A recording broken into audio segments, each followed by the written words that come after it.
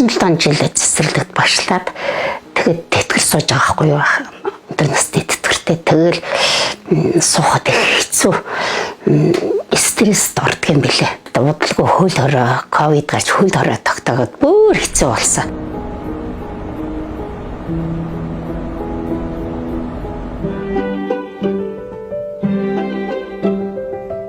Зүгээр энгийн хүүхэлтэйнүүдээс аав ээж би эмээ ах шиг хийгээл хүүхэлтэй анх нэхс сурч ялаа.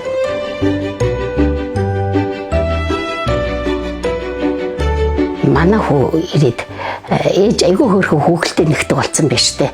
Та зүгээр жирийн хүүхэлтэй нэгж яхаар олны тайл сууд хүмүүсээ нэхүүл яасан гэсэн санал хэлсэн.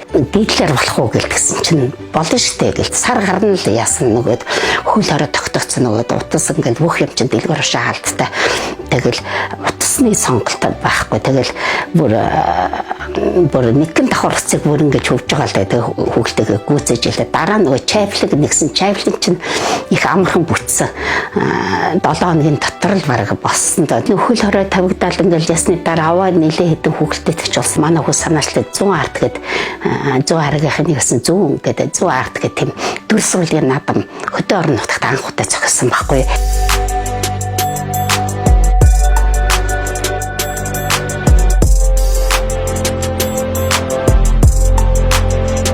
Уран бүтээлч нар ирж нөө гэрэмэрээ хийж ирсэн. Тэгээд нэг тэд нар үзээд үй ямар хөөрхөн хүүхэлтэй хийсэн бэ энэ гэлэрийн чайфлид нэрийг хараа гэл.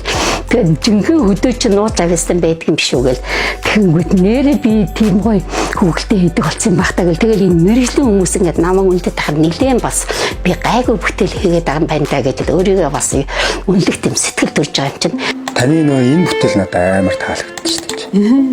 Тухайд хөлдөөдөг технологиос мал гисгэдэг технологи одоохондоо байхгүй. Тэгээд ирээдүйн хүмүүс гисгэнэдэг байгаа ш тэ. Харин тийм. Хүү маань ингээд дуршилтын дэс сургуулийн Монгол зургийн төгс баггүй. Багын ингээд зураг авьяастай байсан. Би тэрийг нөгөө ажилд нээжилдэрүүлдэ. Нэгэл одоо тэгээ мэрэгжлийн зураг болсон манай хүү бол эргээд намайг уран бүтээлч болоход заан тусал зөвлөгөө өгч миний куратороор ажиллаж байна.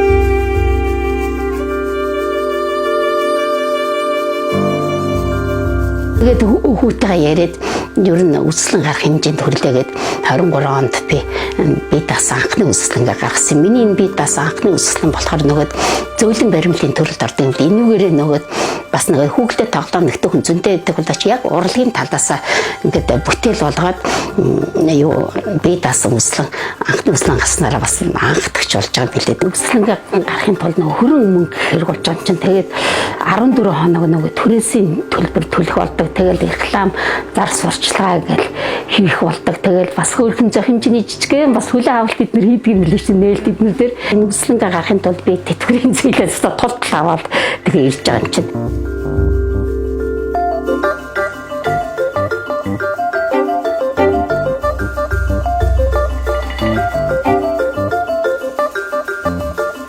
Японд үслэн гарах тийм санал хүлээж авсан.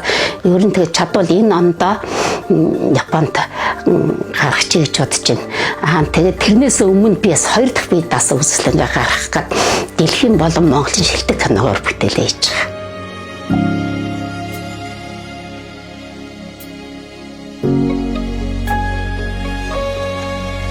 Юу ч хийхгүй ингээл байгаад харна ингээл энд ч өвдөл тэнд ч өвдөл ер нь эрүүл мэндийн асуудалгүй Монголд барах байхгүй шүү дээ тий.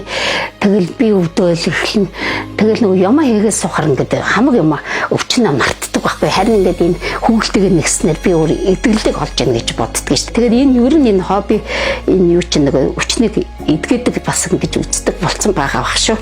Нас бол тоо шүү гэдэг тэтгэврт гараад бие нөгөө гаруунд нь битгий хаяасаа өөрийнхөө чадах юмар тий тууштай хөлбөрлөө жишээ бүжгэндээ ном уншдаг бол номоо уншдаг хүзэр тоглогч гэсэн тэр хүнийг мартах ай санамжийг сэргээдэг гэж үздэг юм билээ. Тэгээд өөрсдөө хөгжүүлээрээ гэдэг ахмадуудаа өөрөө л хий да.